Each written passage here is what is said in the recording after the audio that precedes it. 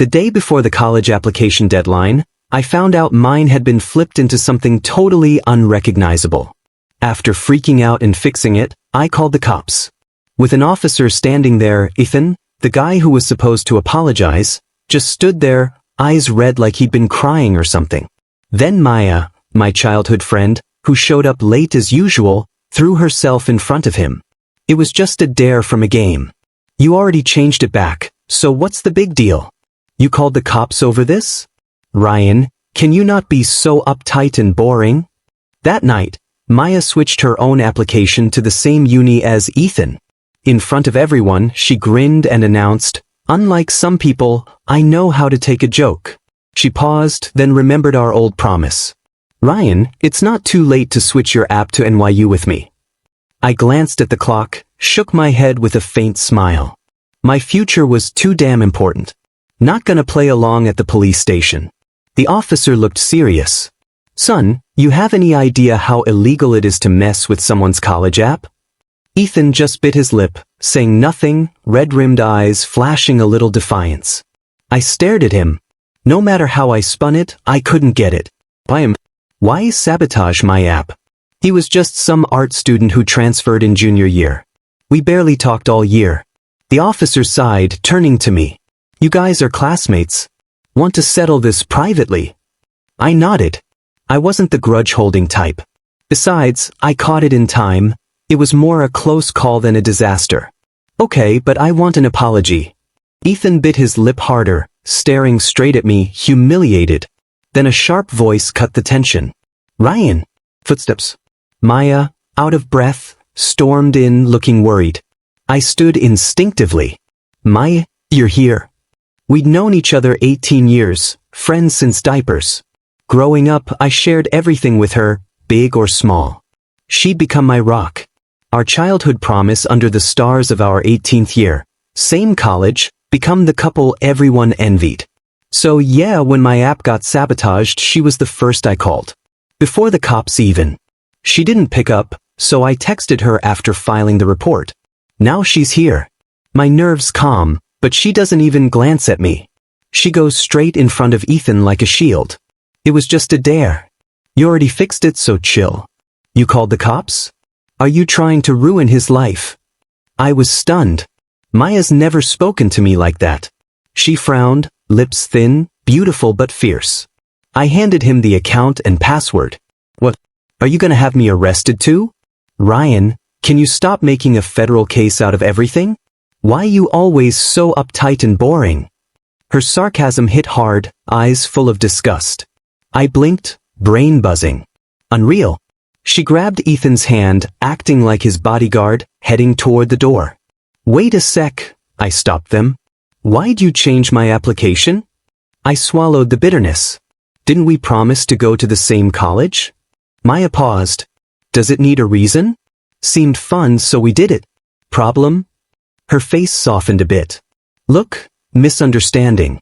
Dragging it to the cops? That's on you." She looked down at Ethan, flicker of pity. "See how scared you made him? All right, I'll take him home. You stay here, think about what you did. Once you get it, come apologize. Then we move on." I couldn't believe it. Maya, unpredictable sure, but always on my side. And here, I'm the victim, yet she's defending him. Words flew out before I could think. "I'm not apologizing." "Yes. Both of you are." She whipped her head, eyes blazing. "Ryan, will you die if you don't make a big deal out of everything?"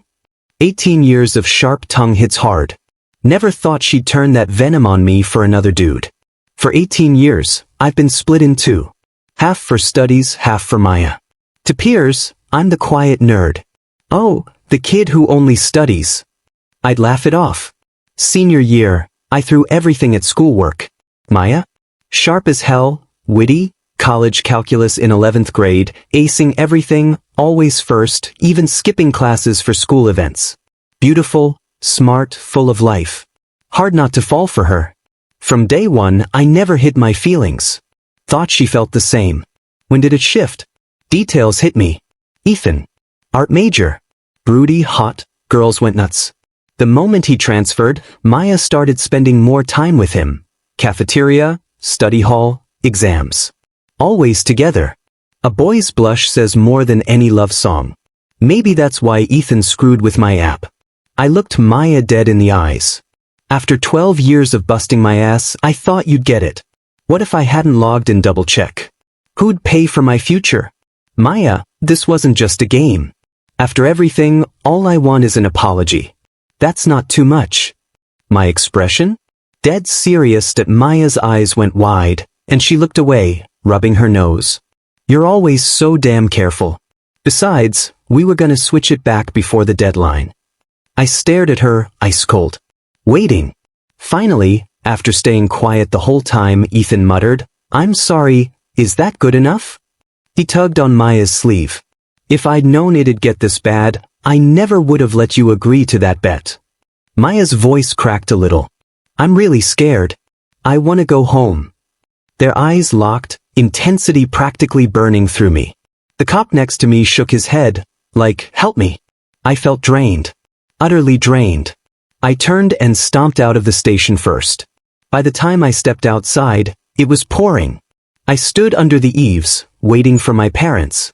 Maya came out right behind me, wordlessly yanking off her jacket. She held it over Ethan's head with one hand and wrapped her other arm around his waist. They huddled together, sprinting off into the rain, two carefree figures disappearing into the downpour. A bitter taste filled my mouth.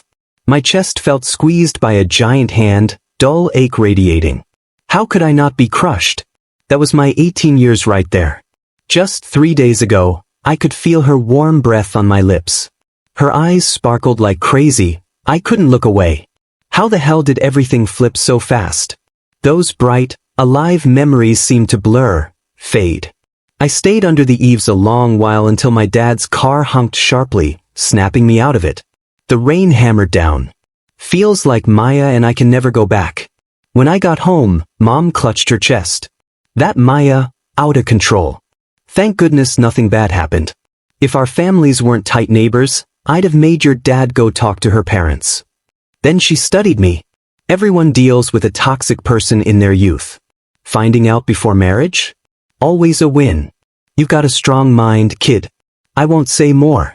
Come on, let's grab a nice dinner tonight. I smiled, nodding at her. My family's always been close. I never had secrets from them. Grateful for that. But the cozy dinner? Yeah, that never happened. The news that the three of us hit the police station spread like wildfire. Even the school admin got involved. In the end, our homeroom teacher moved the graduation dinner up to that night.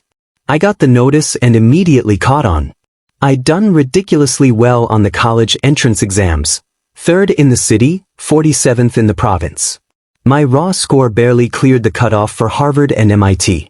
Maya, school genius, underperformed slightly but still brilliant, more than enough for top public universities like UC schools. When we filled out applications, Maya and I spent 3 straight days researching, weighing reaches, targets, safeties. I gave up Ivy League dreams for Berkeley, same as her. Admin went from disapproving to wishing us luck. Clear they didn't want tension between us. This dinner? Totally, let's shake hands and move on, kind of thing. I just wondered how their faces would look when they realized I was aiming for Harvard and MIT again. Bingo. Maya, Ethan, and I sat next to each other. Teacher played mediator. I've spoken to them sternly. I think they get it. She shot Mia a subtle look. I guess she'd talked to them before. Mia met my eyes. The police station impatience and disgust were gone. She raised a soda glass, downing it. You always said we never stay mad overnight. Ethan tugged at my sleeve, all flustered. Ryan, I didn't think it through. Please, be the bigger person and forgive us. I jerked away sharply, avoiding his hand. I held Maya's gaze for long, tense seconds, then tilted my head, breaking contact. Not everything deserves forgiveness. Not now. Maya's betrayal, cheating, playing with my future like a joke. None of it. Couldn't forgive. Awkward silence. Teacher patted my shoulder, resignation mixed with comfort. I gave a small, grateful smile. In my peripheral vision, Lauren, Maya's usual sidekick, strolled over. Hey, don't blame them. We had a few drinks, we're playing games. Maya lost, made a bet. She was sure you'd notice the change but wouldn't get mad. Didn't want to embarrass her in front of everyone. Maya cut her off. Maybe my reaction today wasn't what she expected. Or maybe her words hit a nerve. She frowned, scoffed. Enough. What's the point? Bet's a bet. I already changed my application to NYU. Unlike some, I know how to take a joke. A faint smile played on her lips, teasing like old times. Ryan, we apologized. You've got an out. It's not too late to switch to NYU and come with me. She muffled a laugh. Besides me, who else could put up with your spoiled ass? You've got no body, no personality. Splat. I grabbed my soda and flung it in her face. She blinked, orange liquid dripping from her hair. She wiped it, eyes flashing malice. I smiled slowly. Your mom must be a comedian to have produced a joke like you. Maya's face twisted. She grabbed my wrist, voice strained through teeth. What did you say? I wrenched free, using leverage. Out of respect for our time as classmates, I'll let this slide, but that doesn't mean it's forgotten. If you don't think you did anything wrong, fine. But I can press charges. He gets detained, you're right there. Both of you, criminal records, futures ruined. Don't blame me for not giving a damn. The private room went dead silent. Shocked faces everywhere. In 3 years, they'd seen me let Maya slide, be easygoing, but never this ruthless when I was right. I took a deep breath and walked up to the small circular stage set for speeches. I'd like to say a few words from the heart. Teachers have told us how much college entrance exams impact our lives. For me, my scores prove my hard work. I won't let anyone diminish that. I can't forgive this quickly, and I don't want to attend the same university as people like that. Learn from my experience, protect your legal rights. If my words had surprised them before, now their faces were pure shock. I swept my gaze across classmates and admin alike that I deliberately avoided looking at Maya and Ethan. Man, it felt insanely cathartic just saying what was on my mind. While everyone was still processing, I stepped down from the stage. A school admin came up immediately. Ryan, what you just said, does that mean?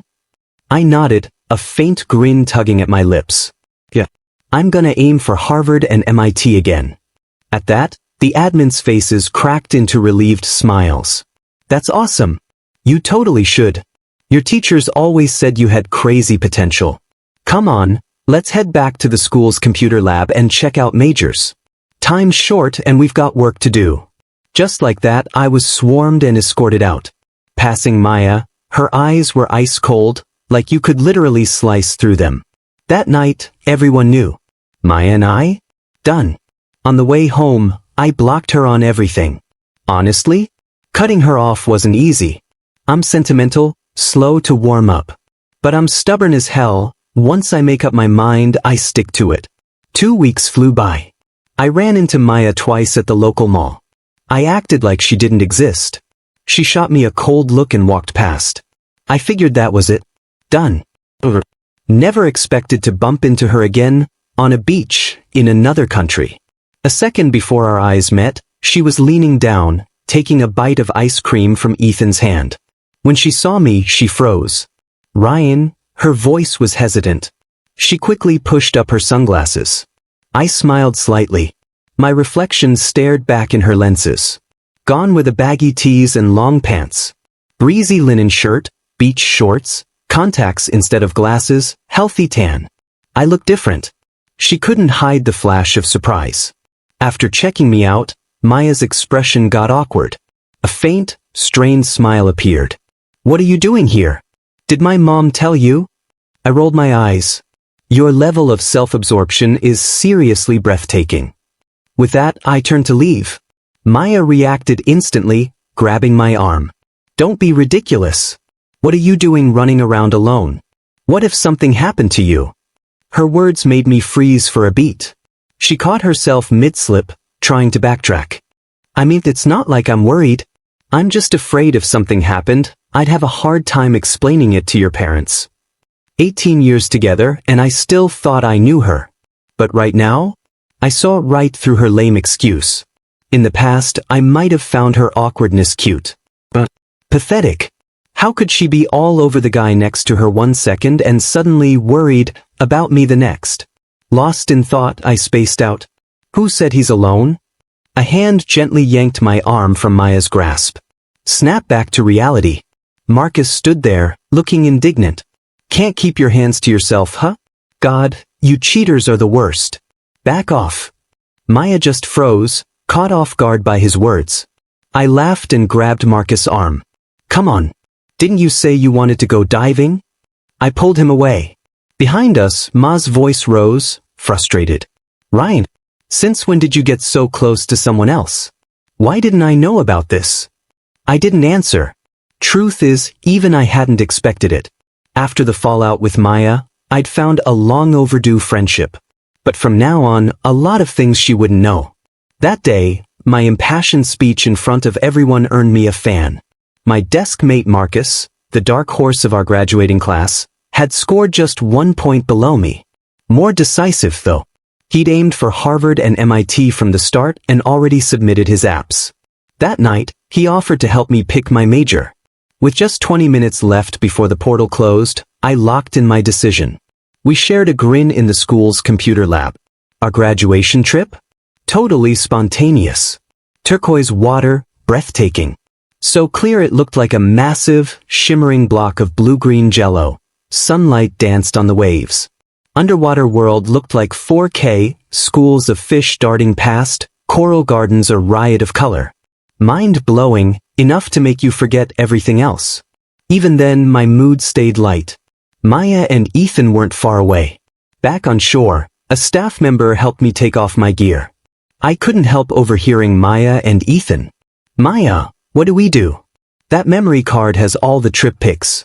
My bad for being careless. Ethan sounded panicked. Unlike him, Maya stayed calm. Don't worry. I'll dive again, check the deep area. Maybe it hasn't drifted far. She walked over, talking to staff in English. I was forced to listen. My heart lurched. A wave of unease hit me. Maya stubbornly heading toward the deep water. Sixth sense screaming danger.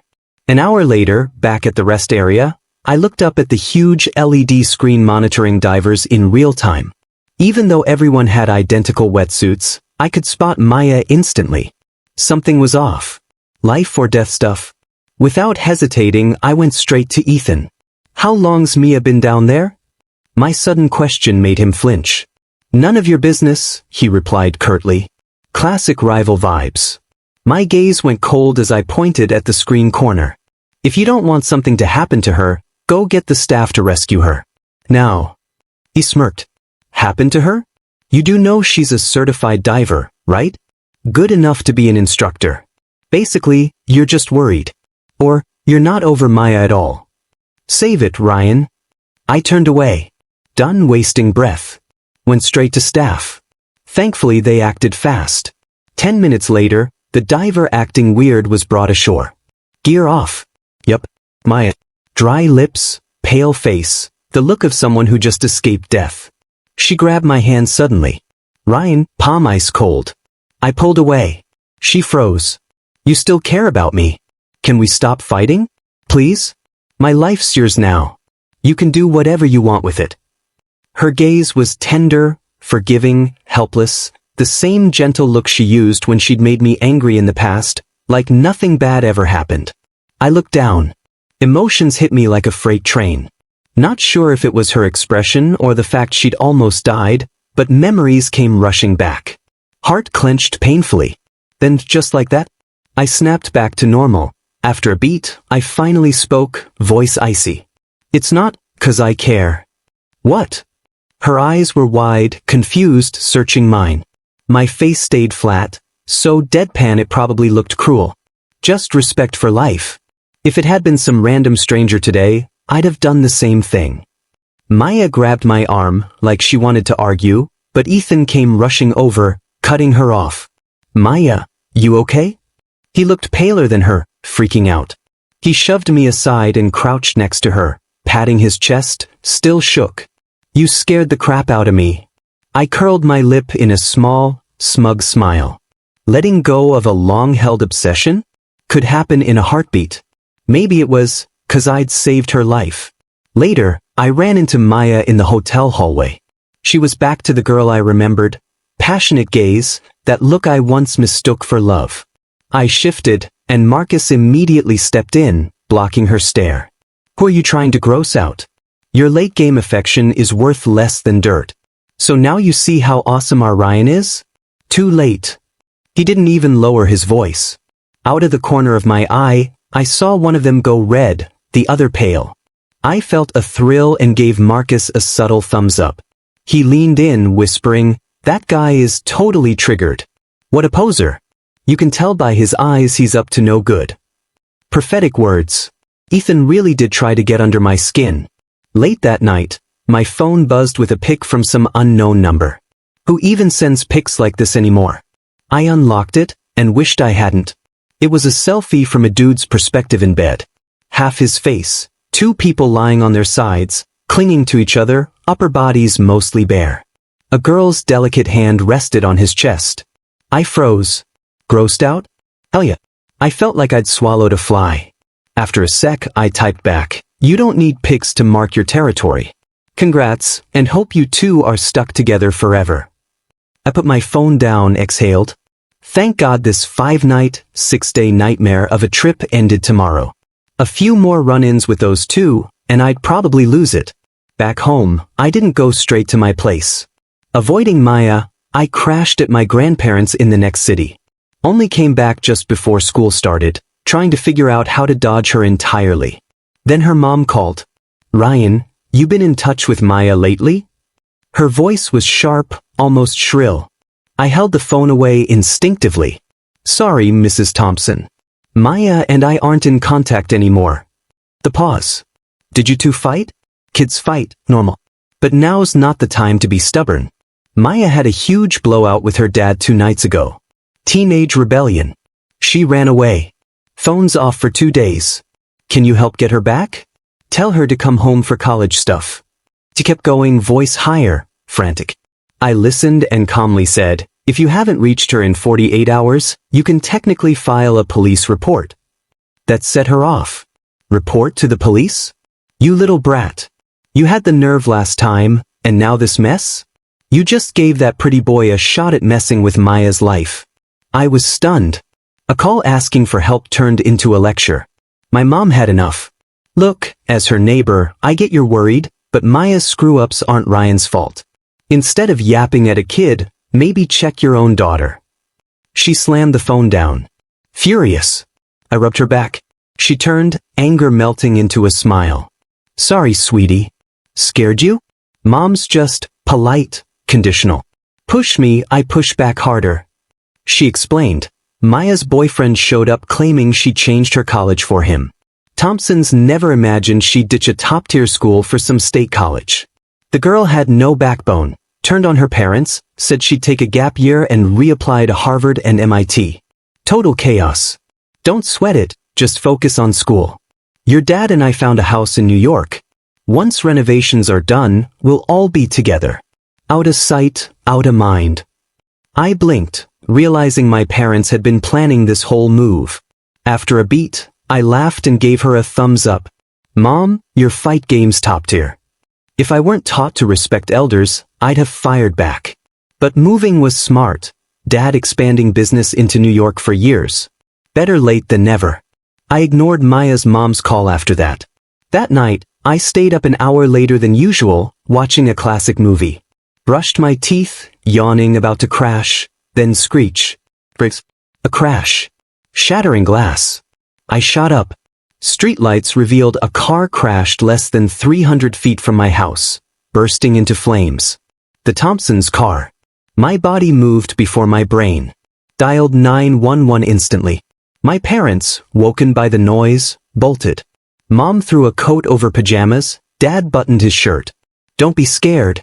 Go back to sleep," they said in unison. "We're just helping." Door clicked shut. A crowd had gathered. I saw my parents helping frantically. Murmure, terrible accident. They're still looking for their runaway daughter. Noch hesitation. I dialed the number I knew by heart. Seconds ticked. Ringtone repeated. Finally, Bloodied Mr. Thompson and pale Mrs. Thompson were loaded into an ambulance, wrecked cars towed, scene cleaned. Sky lightened. Then Mia's voice. "Hello." Ryan calmed down. Finally figured it out. "Don't blow up my phone like this." I was in zero mood for her jokes. My voice was a little hoarse too, but that was from being up all night. "Maya, your parents were in an accident. A car crash. I don't care where you are, but you need to get to the City General Hospital emergency room. My parents are there, and so are the neighbors, the Wilsons. They need you more." Silence. Then I heard the frantic sounds of her scrambling out of bed, throwing on clothes like her life depended on it. I let out a breath I didn't realize I'd been holding and hung up. The first rays of sun peeked through the clouds. Morning light wasn't harsh, and a light rain had fallen overnight. The air smelled faintly of damp earth. As the first witness and the one who called it in, I had to head to the police station to give a detailed statement. By the time I left, the sun was high. I stretched my stiff neck. Unexpectedly, I saw a pair of familiar eyes at the station entrance. Maya. Pale, haggard, her eyes swimming with confusion and helplessness. When she saw me, she gave a weak smile. "I'm sorry, and thank you." I lifted my gaze and met hers calmly. "How are your parents?" Her smile faltered. "Dad's still in the ICU, but Mom's awake. The doctor said she's lucky. Just a mild concussion and a fracture. She just needs rest." I nodded and started walking past her to head home. But Maya suddenly looked down, and 2 streams of tears fell from the eyes that once sparkled with confidence. "Tell me, am I really just too selfish? If I hadn't run away, would they have gotten into that crash? If I hadn't, you wouldn't have cut me off. It's my fault. It's all my fault." Hearing that, I stopped, turned, looked her dead in the eyes. You're not just selfish, you're also hella immature. Immature, reckless, and impulsive. You eventually gotta pay for your actions." Maya didn't see that coming. She looked down and let out a bitter laugh. "I thought, maybe you'd pity me enough to forgive me for a bit, maybe offer some comfort." She looked at me guilty. "I heard about the call my mom made to you. She wanted me to apologize on her behalf. You were right. It all started because of me. I shouldn't have run my mouth in front of her, saying stuff to make her misunderstand you. But that's all in the past. I admit I had some prejudices against you. I always thought you were boring, uptight, that you couldn't have fun. I thought you weren't my soulmate. He was like a gift. When he showed up, I found a new kind of excitement I'd never felt before. You might not believe it, but ever since we got back from the Bahamas, I realized all that stuff was superficial. I regret it. This isn't just a feeling today. It started after the Bahamas, maybe even when we left the police station that day. But, you know me, I've got double standards and way too much pride. I kept holding on. If I change, if I'm not fickle anymore, can you give me another chance? I'll change. I can even take a gap year. I know you got into Harvard. Wait for me 1 year. I'll get in, be in the class below you. Can we start over?" She stood there dejected, rambling, biting her lip until it turned white. I listened quietly until she finished. Then I met her hopeful gaze and shook my head firmly. "No. We can't. I don't want to start over with you." I denied her 3 times. Honestly, I didn't get her thought process at all. Her parents are in the hospital, and instead of focusing on them, she's trying to salvage a dead-end relationship. On that alone, no way we can get back together. I can accept your apology, your thanks, but that's it. With that, I turned and walked away. That was the last time Maya and I ever had a calm conversation. At the end of August, I started my freshman year at Harvard as planned. College life hit fast, busy, fulfilling, and kind of fun. 2 months later, my parents rolled up with their luggage and helped me move into our new house. The place was super close to campus. It was secondhand, sold below market by a guy moving abroad to be with his granddaughter. This homeowner was a trip. Before handing over the keys, he chatted nonstop. Don't let the fact it's secondhand fool ya. Practically new. I bought it so my older granddaughter would have a place for her exams. She stayed here 2 nights, got into MIT. See? This house has got mojo. Lots of folks wanted it, but I got a good feeling about you. Price isn't important. Fate brought us together. My mom chuckled, pointing at me. What a coincidence. My son just started at Harvard this year. The homeowner lit up even more. See? Told ya. We gotta introduce the kids sometime. Just like that, the generations connected through Harvard and MIT, becoming good friends. A year later, I actually met his granddaughter. At first, we didn't click. Later, when we told our families we were planning to get married, my mom and the homeowner were thrilled. Mom raised an eyebrow smugly. Good family values and a solid moral compass come from a great upbringing. I knew from the first moment she was a catch. She leaned in conspiratorially. Way better than Mia's parents. After so many years, even hearing Mia's name felt weird. Her image had faded, washed away by time. To this day, I barely remember her looks. I'd rarely heard news of her. Vaguely, I knew her family's life hadn't gone well. Her dad was paralyzed in that car accident. The day before college, Ethan's ex-girlfriend showed up with a baby, claiming it was his. Maya didn't take a gap year. She finished her degree early at the new university. Ethan dropped out to become a father. By my junior year, Maya graduated and started her own business, but it was rough. Conflicts with Ethan and her mom wore her down. Last I heard, Ethan maxed out credit cards and bailed on their 3-year-old son, leaving Maya with a mountain of problems. I heard Mia almost drowned herself and the kid but was saved by a kind neighbor. To me, all this was just gossip from the past. Didn't stir a thing. After I rejected Maya at the police station, she did show up a few times, trying to flaunt her deep affection, but my indifference was stronger. Just like that last time I told her, the gifts fate gives you already have a price tag. Every choice, every action shapes the future. Live each moment with intention, and you'll face whatever comes next better.